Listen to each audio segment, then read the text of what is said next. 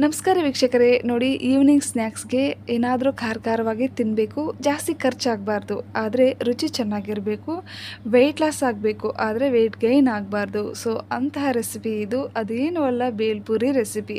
ತುಂಬ ಸುಲಭವಾಗಿ ಟೇಸ್ಟಿಯಾಗಿ ಮನೆಯಲ್ಲಿ ಹೇಗೆ ಪ್ರಿಪೇರ್ ಮಾಡ್ಕೊಳ್ಳೋದು ಅಂತ ನೋಡೋಣ. ಬನ್ನಿ, ಈಗ ಪ್ರತಿಯೊಬ್ಬರು ಇಷ್ಟಪಟ್ಟು ತಿನ್ನುವಂತಹ ಬೇಲ್ಪುರಿಯನ್ನು ಹೇಗೆ ಪ್ರಿಪೇರ್ ಮಾಡ್ಕೊಳ್ಳೋದು ಅಂತ ನೋಡೋಣ. ಮೊದಲಿಗೆ ಇಲ್ಲಿ ನಾನು 1 ಲೀಟರ್ ಆಗುವಷ್ಟು ಪುರಿಯನ್ನು ತೊಗೊಂಡಿದ್ದೀನಿ. ಪುರಿಯನ್ನು ಮೊದಲಿಗೆ ನಾವು ಕ್ಲೀನ್ ಮಾಡ್ಕೋಬೇಕಾಗತ್ತೆ, ಯಾಕಂತಂದರೆ ಇದರಲ್ಲಿ ಡಸ್ಟ್ ಎಲ್ಲ ಇರುತ್ತೆ. ಸೊ ನೋಡಿ, ಈ ಥರ ಕ್ಲೀನ್ ಮಾಡ್ಕೋಬೇಕು.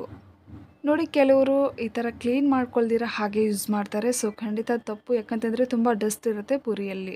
ಈ ಥರ ಕ್ಲೀನ್ ಮಾಡ್ಕೊಂಡಿದ್ದಾದಮೇಲೆ ಈಗ ಇವನ್ನು ಒಂದು ಪಾತ್ರೆಯಲ್ಲಿ ಸೇರಿಸ್ಬೇಕು. ಸೊ ನಾವು ಎಷ್ಟು ಪುರಿಯನ್ನು ತೊಗೊತಿದ್ದೀವೋ ಅಷ್ಟು ಪುರಿಯನ್ನು ಈ ಥರ ಕ್ಲೀನ್ ಮಾಡಿಕೊಂಡು ಒಂದು ಪಾತ್ರೆಯಲ್ಲಿ ಸೇರಿಸಿ ಇದರಲ್ಲಿ 1 ಟೀ ಸ್ಪೂನ್ ಆಗೋಷ್ಟು ತುಪ್ಪವನ್ನು ಸೇರಿಸ್ಬೇಕಾಗತ್ತೆ. ಇಲ್ಲಿ ನಾವು ತುಪ್ಪವನ್ನು ಏನಕ್ಕೆ ಯೂಸ್ ಮಾಡ್ತೀವಿ ಅಂತಂದರೆ ಪುರಿ ಮೆತ್ತಗಾಗದಿರ ಸ್ವಲ್ಪ ಹೊತ್ತು ಹಾಗೆ ಗರ್ಗರಿಯಾಗಿರಲಿ ಅಂತ ಅಷ್ಟೇ.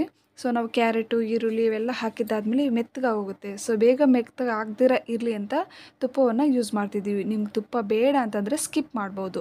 ಈಗ ಒಂದು ಈರುಳ್ಳಿಯನ್ನು ಈ ಥರ ಸಣ್ಣದಾಗಿ ಕಟ್ ಮಾಡಿ ಸೇರಿಸಿ, ಹಾಗೆ ಒಂದು ಕ್ಯಾರೆಟನ್ನು ತೊಳೆದುಬಿಟ್ಟು ಸೇರಿಸ್ಬೇಕು. ಹಾಗೆ 2 ಟೇಬಲ್ ಸ್ಪೂನ್ ಆಗುವಷ್ಟು ಕಾಯಿ ತುರಿ, 2 ಹಸಿಮೆಣಸಿನ್ಕಾಯಿನ ಈ ಥರ ಸಣ್ಣದಾಗಿ ಕಟ್ ಮಾಡಿ ಸೇರಿಸ್ಬೇಕಾಗತ್ತೆ. ನೀವು ಬೇಕಿದ್ದರೆ ಹಸಿಮೆಣಸಿನ್ಕಾಯಿ ಪೇಸ್ಟ್ ಮಾಡ್ಕೊಂಡು ಕೂಡ ಸೇರಿಸ್ಬೋದು.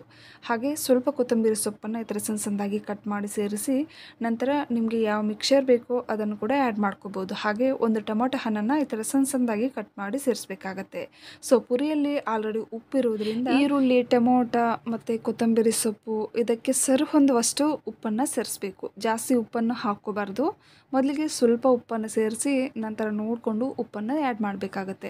ನಂತರ 1 ಟೀ ಸ್ಪೂನ್ ಆಗುವಷ್ಟು ನಿಂಬೆ ಹಣ್ಣಿನ ರಸವನ್ನು ಕೂಡ ಸೇರಿಸಬೇಕು. ಸ್ಟ್ರೀಟ್ಗಳಲ್ಲಿ ಮಾರೋರಾದರೆ ಅದರಲ್ಲಿ ಸ್ವಲ್ಪ ಹುಣಸೆ ಹಣ್ಣಿನ ರಸವನ್ನು ಕೂಡ ಸೇರಿಸ್ತಾರೆ.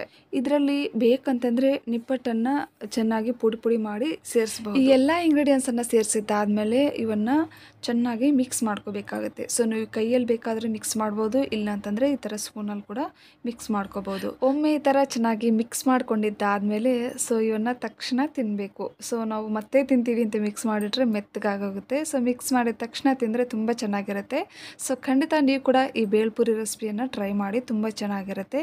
ತುಂಬ ಸಿಂಪಲ್, ಹಾಗೆ ಆರೋಗ್ಯಕ್ಕೆ ಯಾವುದೇ ಹಾನಿ ಕೂಡ ಇಲ್ಲ. ಸೊ ಖಂಡಿತ ಟ್ರೈ ಮಾಡಿ. ವಿಡಿಯೋ ವೀಕ್ಷಿಸಿದ್ದಕ್ಕಾಗಿ ಧನ್ಯವಾದಗಳು.